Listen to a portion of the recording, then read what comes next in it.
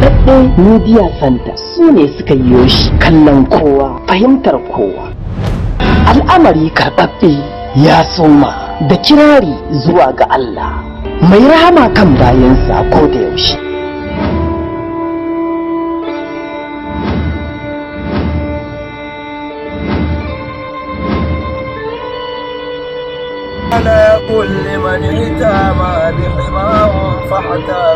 Wannan sabon lamari an kewaye shi da zubin ilimi don ilmantar da mutan birni da na karkara.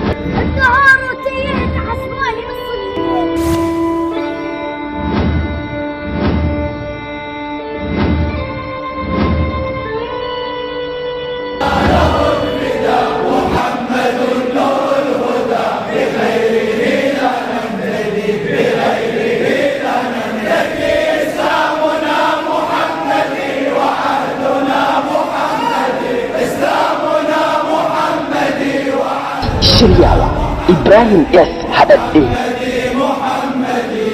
Ba da umarni Ibrahim S. Haɗaɗɗe.